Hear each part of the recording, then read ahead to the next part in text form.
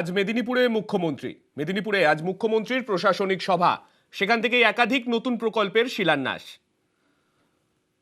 আমরা দেখেছি নির্বাচনের আগে প্রত্যেক জেলায় গিয়ে প্রশাসনিক সভা করছেন মুখ্যমন্ত্রী মমতা বন্দ্যোপাধ্যায়। আর গতকাল আমরা দেখেছি পূর্ব মেদিনীপুরের পর আজ পশ্চিম মেদিনীপুরে মুখ্যমন্ত্রীর সভা। আমাদের সঙ্গে রয়েছেন আমাদের প্রতিনিধি ইরনের কাছে যাব। ইরন, আজকের এই সভা যেখান থেকে একাধিক প্রকল্পের শিলান্যাস করার কথা রয়েছে মুখ্যমন্ত্রীর, নির্বাচনের আগে কতটা ফ্যাক্টর হতে পারে?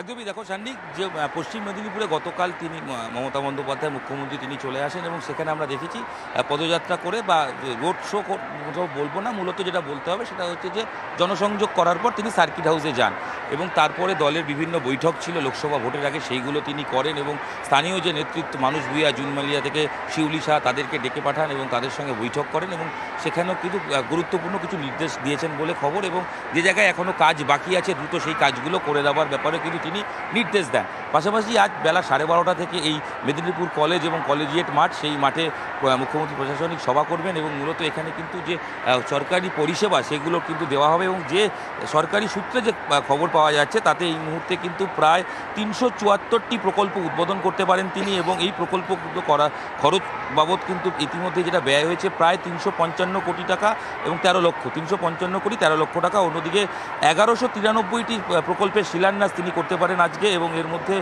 তার জন্য ব্যয় হতে পারে কিন্তু 1921 কোটি টাকা। অন্যদিকে কিন্তু কেএমডি এর 6টি প্রকল্প শিলান্যাস হওয়ার কথা হয়েছে এবং ঘাটালের আলমগঞ্জের পাম্প হাউস সেটাও কিন্তু আজকে উদ্বোধন হওয়ার কথা হয়েছে। কয়েকটি স্কুল হোস্টেলের উদ্বোধন, পাশাপাশি ওয়াচ টাওয়ার, কেএমডি এর একাধিক কিন্তু প্রকল্প রয়েছে এবং পিংলার ডাংরা সেতু উদ্বোধন হতে পারে।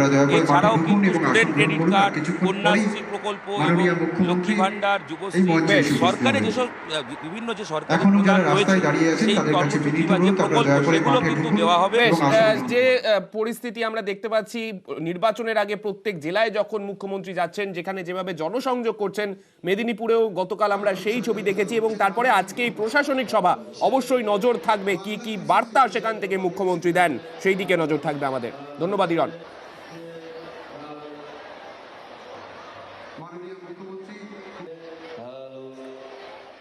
তমলুকে তুলোধনা, পূর্ব মেদিনীপুরে গিয়ে নাম না করে শুভেন্দু অধিকারীকে গদ্দার তোপ মমতা বন্দ্যোপাধ্যায়ের।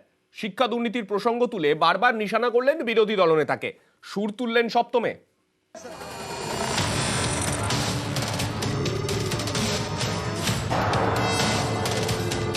মনে রাখবেন, গদ্দারদের কমরেডরা, গদ্দার বাবুরা, আমি নাম বলি না, বলতে আমার লজ্জা লাগে, জীবনে সব থেকে বেশি পেয়েছে পার্টির থেকে, সব থেকে বেশি খেয়েছে যা আমরা কোনোদিনও ভাবতে পারিনি।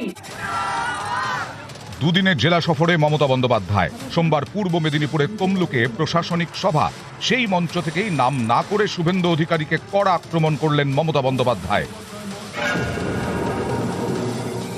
জীবনে সব থেকে বেশি পেয়েছে পার্টির থেকে, সব থেকে বেশি খেয়েছে যা আমরা কোনোদিনও ভাবতে পারিনি।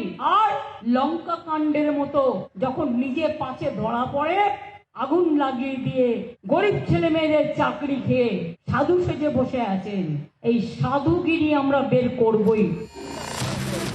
শুভেন্দু অধিকারীর খাস তালুক পূর্ব মেদিনীপুরের কাঁথি। একসময় দীর্ঘদিন এই জেলায় তৃণমূলের রাশ ছিল শুভেন্দুর হাতে। 21 বিধানসভা ভোটের আগে তিনি তৃণমূল ছেড়ে বিজেপিতে যোগ দেন। এদিন সেই পূর্ব মেদিনীপুরের মাটিতে দাঁড়িয়েই বারবার নাম না করে শুভেন্দুকে নিশানা করেন মমতা।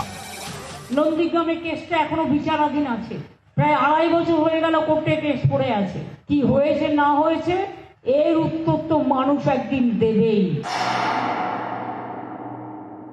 সবচেয়ে বড় পকেট মারি স্কুল এডুকেশনে কে করেছে? কার বিনিময়ে চাকরিটা আপনার হয়েছিল? খবর আমি রাখি, কিন্তু চাকরি আমি কারো যেতে দেবো না, তাই আমি কাউকে টাচ করছি না।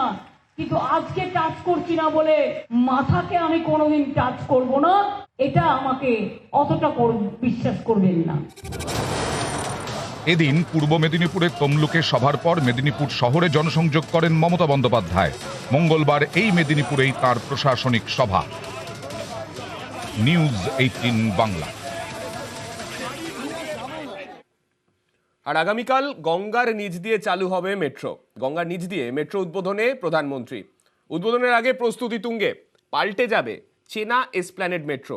কেননা আমরা জানি এসপ্ল্যানেড মেট্রো মানে এই যে হাওড়া ময়দান থেকে যে মেট্রো আসছে সেই মেট্রো যেমন এসপ্ল্যানেড মেট্রো স্টেশনে আসছে, যে মেট্রোতে আমরা এতদিন ধরে চড়ছি নর্থ সাউথ মেট্রো, সেই মেট্রো এসপ্ল্যানেড স্টেশন দিয়ে যাবে। পাশাপাশি যে জোকা থেকে যে রুটে মেট্রো আসছে সেই মেট্রো স্টেশনও এসপ্ল্যানেডেই হবে। অর্থাৎ লন্ডনের পিকাডেলি সার্কাসের আদলে সাজানো হচ্ছে এই স্টেশন। 3 মেট্রো সংযোগকারী এসপ্ল্যানেড স্টেশন। এসপ্ল্যানেড স্টেশনে একাধিক টিকিট কাউন্টার, একাধিক অটোমেটিক টিকিট ভেন্ডিং মেশিন থাকছে এই স্টেশনে।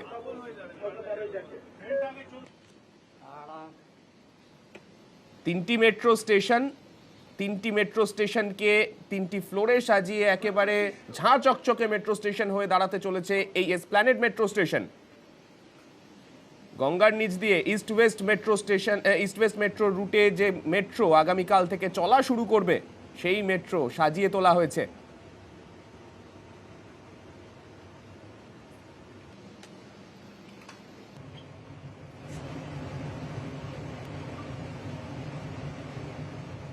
আমাদের সঙ্গে রয়েছেন আমাদের প্রতিনিধি আবির। আবিরের কাছে যাব। আবির, যে মেট্রো স্টেশন, এই এসপ্ল্যানেড মেট্রো স্টেশন যেটা হতে চলেছে, আমরা একদিকে এই যে কালকে যে রুটটা চালু হতে চলেছে অর্থাৎ গঙ্গার নিচ দিয়ে যে মেট্রো চলবে সেটাও এসপ্ল্যানেডে আসছে, পাশাপাশি নর্থ সাউথ মেট্রোর যে রুট রয়েছে সেই মেট্রো এসপ্ল্যানেড স্টেশনে আসছে, আরও পরবর্তীতে আরও স্টেশন এসে মিট করবে জোকার রুটটা যখন আসবে। কিন্তু একটা প্রশ্ন যেটা যারা চড়বেন তাদের মধ্যে যেটা থেকে যায়, যে তারা কি এই একই স্টেশনের মধ্যে দিয়ে তারা মেট্রো চেঞ্জ করতে পারবেন নাকি তাদেরকে বাইরে বেরোতে হবে? এই প্রশ্নটার উত্তর তোমার থেকে একটু জানতে চাইবো।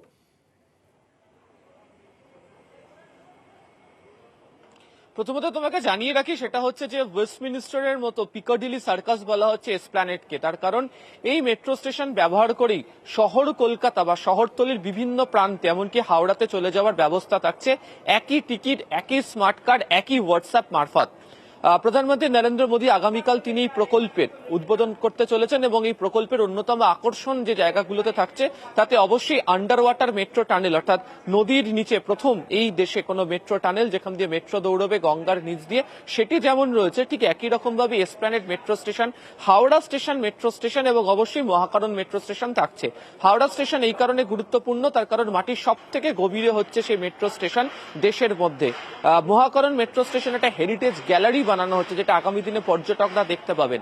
আর এই এসপ্ল্যানেড মেট্রো স্টেশন সেটি হচ্ছে পিকাডিলি সার্কাস, তার কারণ এখান থেকে তুমি যার কথা বলছিলে অর্থাৎ ইস্ট ওয়েস্ট মেট্রো প্রকল্পের হাওড়া ময়দান থেকে সেক্টর 5 যাওয়ার জন্য এসপ্ল্যানেড, অন্যদিকে হচ্ছে জোকা এসপ্ল্যানেডে, আবার হচ্ছে নর্থ সাউথের জন্য যে রয়েছে সেটাও এই এসপ্ল্যানেডে, এবং এখান থেকে আগামী দিনে একই কার্ড যেটা তোমাকে কিছুক্ষণ আগে বলছিলাম তা দিয়ে বিমানবন্দর পর্যন্ত মেট্রোতে চলে যেতে পারা যাবে। তোমাকে দেখিয়ে রাখবো যে সমস্ত ব্যবস্থা একদম ইতিমধ্যে সেরে ফেলা হয়েছে। আজকে কিছুক্ষণ আগে গঙ্গার নিচে মেট্রো চালিয়ে একেবারে চূড়ান্ত যে ট্রায়াল রান সেটি করে ফেলা হলো। মেট্রোর আধিকারিকরাও সেখানে উপস্থিত ছিলেন। মাত্র 46 সেকেন্ডের মধ্যে 520 মিটারের যে টানেল তা মেট্রো দৌড় করতে পেরেছে, এবং যখনই গঙ্গার নিচে মেট্রো পৌঁছচ্ছে নীল আলোয় সেটা বোঝা যাবে, এবং মেট্রোর যে টানেলের যে দেওয়াল যে রিং সেখানে হচ্ছে মাছের অ্যানিমেশনে মাছ, জলজ প্রাণী, উদ্ভিদ তার সমস্ত কিছু ছবি সেখানে একটা ছোট্ট প্রশ্ন করতে চাইবো তোমাকে। তুমি যেটা বললে বেশ কিছু আন্ডার কনস্ট্রাকশন লাইনেরও প্রসঙ্গ তুমি বললে, যেমন তার মধ্যে জোকা থেকে এসপ্ল্যানেড রয়েছে, তারপর বিমানবন্দরের পরবর্তী যখন লাইনটা স্ট্রেচ হবে তখন সেটার পার্ট রয়েছে, কিন্তু এখন যতটুকু চালু হচ্ছে তাতেই কি যাত্রীরা ইন্টিগ্রেটেড টিকেটিং এর সুবিধা পাবেন? মানে কেউ যদি হাওড়া থেকে ভাবেন যে আমি নিউ গড়িয়া যাব, সেক্ষেত্রে একই টিকিটে কি সে উঠতে পারবেন সেই মেট্রোতে? শুধু একই টিকিট নয়, একই স্মার্ট কার্ড এবং একই হোয়াটসঅ্যাপ টিকিট সমস্ত কিছুতে তারা ব্যবহার করতে পারবেন, এবং এই এসপ্ল্যানেড মেট্রো স্টেশনকে অন্য এসপ্ল্যানেড মেট্রো স্টেশনের সঙ্গে মিলিয়ে দেওয়ার যে ব্যবস্থা সেটাও সম্পূর্ণ করে ফেলা হয়েছে। ফলে নির্দ্বিধায় যারা এক টিকিটে বিভিন্ন প্রান্তে যেতে চান তারা হাওড়া স্টেশন বা হাওড়া ময়দান স্টেশন বা গড়িয়া স্টেশন, রুবি স্টেশন, মাঝেরার স্টেশন, যেখান থেকে খুশি তারা মেট্রোর টিকিট কাটুন, সেই টিকিটেই নির্দিষ্ট গন্তব্যে তারা পৌঁছতে পারবেন, এবং সেই স্টেশন বদলের ব্যবস্থা এই এসপ্ল্যানেড মেট্রো স্টেশনে থাকছে। বেশ, ধন্যবাদ আবির।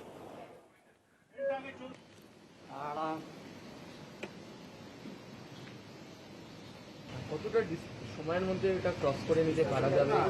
45 to 50 seconds.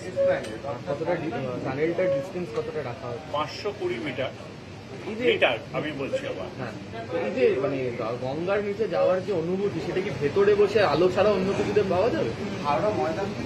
সারপ্রাইজ থাকুক, ওটা বলবো না, ভয়েস ওভার আছে, দেখে নেবেন। বাঁকুড়া শহরে নদী চুরি, গন্ধেশ্বরীর বুকে অবৈধ নির্মাণ, নদী দখল করে অবৈধ নির্মাণে অভিযুক্ত তৃণমূল নেতা। তিনি অবশ্য নদী চুরির অভিযোগ মানতে নারাজ। এ নিয়ে তুঙ্গে তরজা।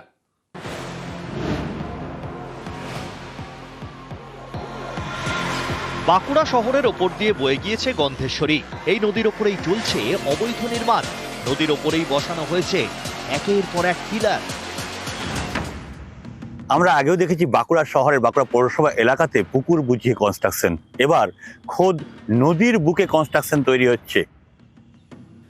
সারা বছর গন্ধেশ্বরীতে তেমন জল থাকে না, তবে বর্ষায় জল বাড়ে, দুপাড় ছাপিয়ে যায়। সেই নদীর ওপরেই অবাধ নির্মাণ। এর জেরে গতিপথ বদল, বৃষ্টি হলেই বন্যার আশঙ্কা স্থানীয়দের। নদীর বুকে কনস্ট্রাকশন করা মানে হঠাৎ কোনো বৃষ্টি এলে সেই বৃষ্টি একদম চারদিকে শহরে ছড়িয়ে পড়বে, বন্যার আশঙ্কা থাকবে। হ্যাঁ, এর আগেও তো দেখা গেছে একটু বৃষ্টিতেই শহরের একটা বিভিন্ন অংশে জল ঢুকে গেছে, এক কোমর বাড়ির মধ্যে ঢুকে পড়েছিল। এটা মানুষের খুব ক্ষয়ক্ষতির আশঙ্কা থাকবে।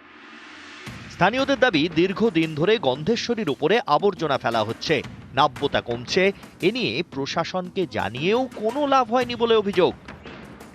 এই নদীকে প্রাচীর দিয়ে দেওয়া হচ্ছে, নদীর উপরে আবর্জনা ফেলে তাকে ভরাট করা হচ্ছে এবং কারো মদতে কিন্তু এই কাজগুলো হচ্ছে। কারণ প্রশাসন এটা দেখতে পাচ্ছে কিনা আমার নজরে আমাদের মনে হচ্ছে না যে প্রশাসন দেখছে। গন্ধেশ্বরী দখল করে অবৈধ নির্মাণের অভিযোগ উঠেছে স্থানীয় তৃণমূল নেতার বিরুদ্ধে। তিনি অবশ্য অভিযোগ উড়িয়ে দিয়েছেন। বিএলআর অফিস থেকে এসেছিল, মাপ করেছে, ওরা বলেছে দেখুন নদীর জায়গার থেকে আপনি 5 ফুট ছেড়ে দিন। আমরা যথারীতি আরো 5 ফুট ছেড়ে দিয়েছি। তো আমরা আমাদের জায়গার উপরে কনস্ট্রাকশন করব, এতে অন্য কারোর কিছু বলার নেই।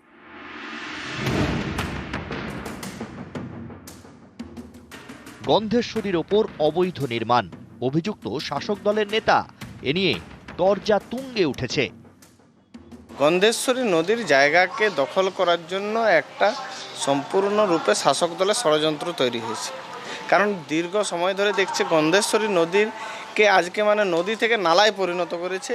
কারণ কি না, এই ইললিগাল কনস্ট্রাকশন। কে কোন দলের লোক কাজ করে সেটা আমাদের কাছে বড় কথা নয়। আমাদের কাছে বড় কথা হচ্ছে বেআইনিভাবে কাজ করলে সে যে দলের হোক না কেন, আমরা মিউনিসিপ্যালিটির থেকে পৌরসভার অ্যাক্টে যা পড়ছে সে আইনে আমরা ব্যবস্থা গ্রহণ করবো। কে কোন দল করে, কি দলের বটির আমরা দেখবো না। অন্যায়। নদীর নাব্যতা যেমন বাড়ানোর ব্যাপারে বারবার ধরে প্রশাসন উদ্যোগ নিয়েছে, সেখানে নদীর বুকে কিভাবে এই ধরনের কনস্ট্রাকশন করা যায়, বেআইনি কনস্ট্রাকশন করা যায়, সে নিয়ে প্রশ্ন তুলছেন স্থানীয় মানুষজন থেকে পরিবেশপ্রেমী সংগঠন। আর এই নিয়ে শুরু হয়েছে রাজনৈতিক তরজাও। মানুষজন চাইছেন নদী তার নিজের রূপ ফিরে পাক। বাঁকুড়া থেকে প্রিয়ব্রত গোস্বামী, নিউজ 18 বাংলা।